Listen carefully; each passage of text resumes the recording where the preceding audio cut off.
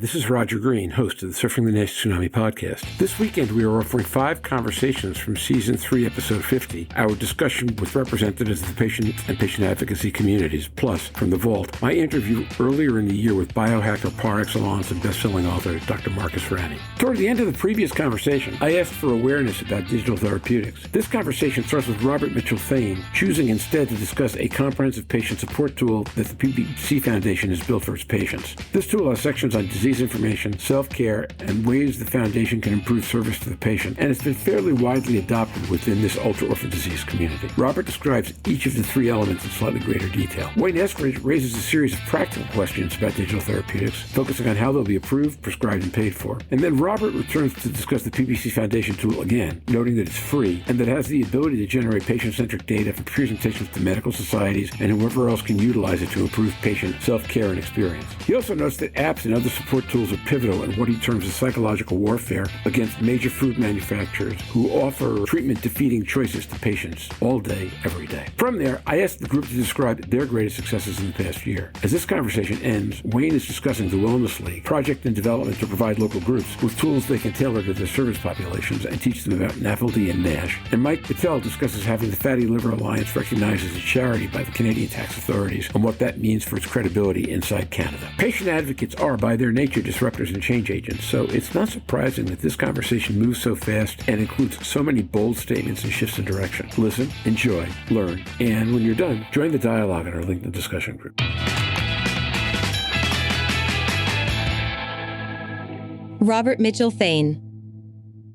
Coming from the PBC Foundation, which is an entirely different condition that sits in a completely different paradigm and a completely different group of people. That said, there is enormous overlap between those that have PBC and those that have fatty liver syndrome. But we designed an app which has 6,500 downloads in, I think, 20-odd countries around the world now, which for a rare condition shows that the demand is there. And the app itself has a number of parts. One is disease-specific information. So you can go in and go into subsections and subsections of subsections and find that specific piece of information that you require. It also has things like lay versions of guidelines. So it has information that supports and empowers the patient. Then it has a section that's all about self-care. So it has trackers, it has mood trackers, symptom trackers, test trackers, and not just your PBC-related tests, but it has things like your diabetes markers, any cancer markers, it has your kidney tests, all of those kind of things as well. And then the third part of the app has been surveys. And, my strapline is using the patient experience to improve the patient experience. And what we've been able to do is survey the patient population. But the way the app works, we can cross-reference survey 1 question 7 with survey 7 question 1. So you don't have one set of, say,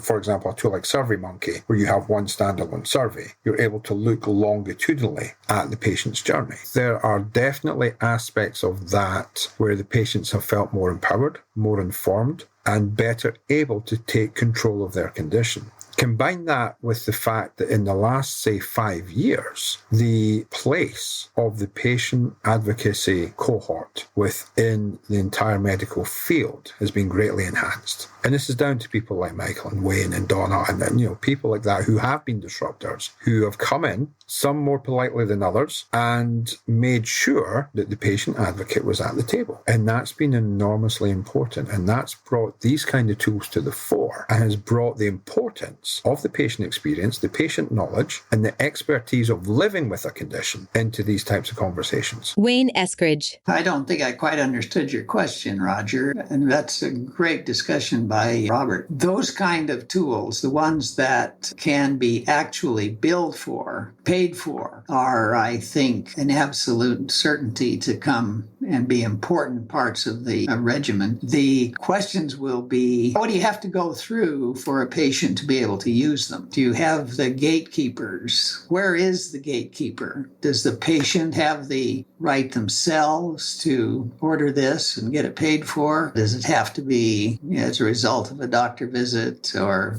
as a part of a Medicare Advantage plan? There are some really interesting tools that you've alluded to. I think there's going to be a flood of them once they start to be approved and paid for. So the questions I have around those is really not if they work. I'm sure they do. But what's the gatekeeping system, and how does the payer community respond, and how do we actually get them to people that will use them? That's a series of great questions. I don't know if we've missed an opportunity or created an opportunity, but our app is available for free for anyone who requires it, very simply. The key here is the patient population. This app was with patients, by patients, for patients, and the patient organization is the gatekeeper. So we have a responsibility to treat the data that comes with absolute respect and to deal with that the right way. And the number of abstracts that we've produced that have created oral presentations. So just last month, we had an oral presentation at the British Association for Study of Liver event. And so for patient organizations to be invited to these kind of places to speak, again, is brand new territory. What's creating that is the fact that it is with patients, by patients, for patients. And I think that would be the key. We know there are clinicians that are recommending the foundation app to PBC patients. So we've got clinician buy-in. There have been policy changes made where hepatologists are citing the work that's coming from this app. And so again, it's patients driving forward the agenda. Now, one of the things I always talk about when you talk about individual patients who are experiencing,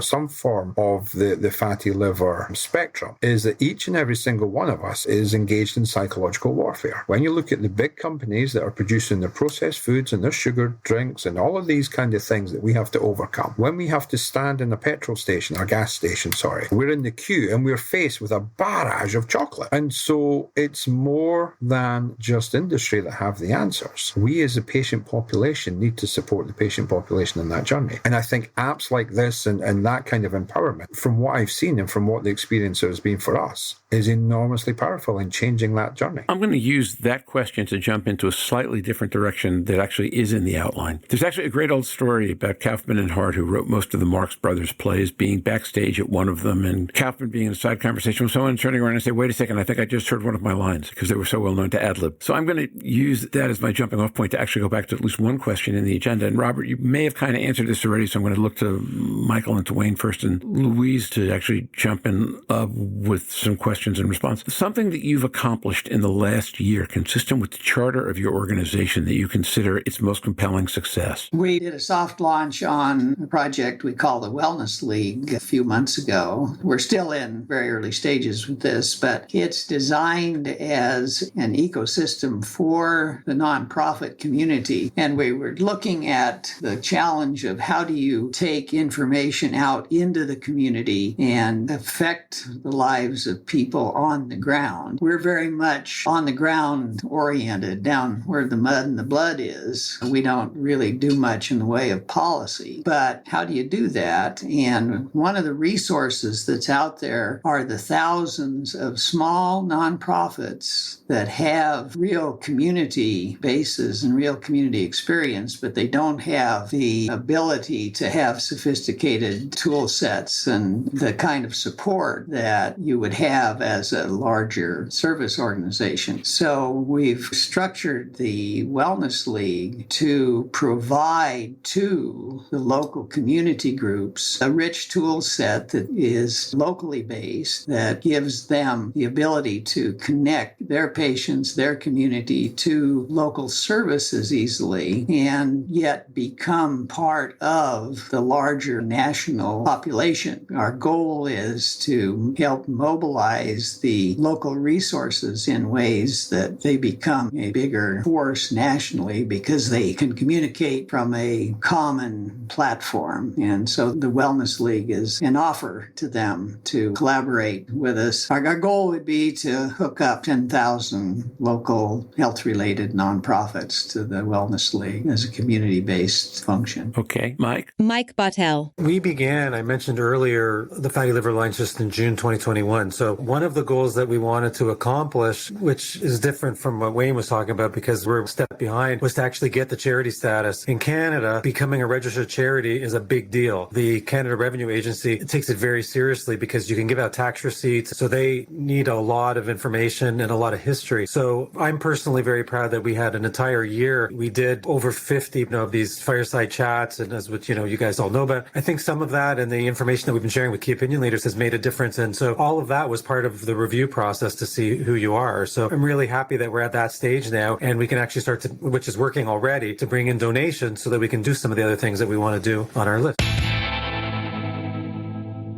And now, back to Roger. We hope you've enjoyed this recording. If you have any questions or comments about the content of this conversation or the entire episode, please send an email to questions@surfingthenesh.com. We'll be back next week with our first look at next month's The Liver Meeting, the annual AASLD conference. Until then, stay safe, surf on, and we look forward to seeing you on the podcast. Bye-bye now.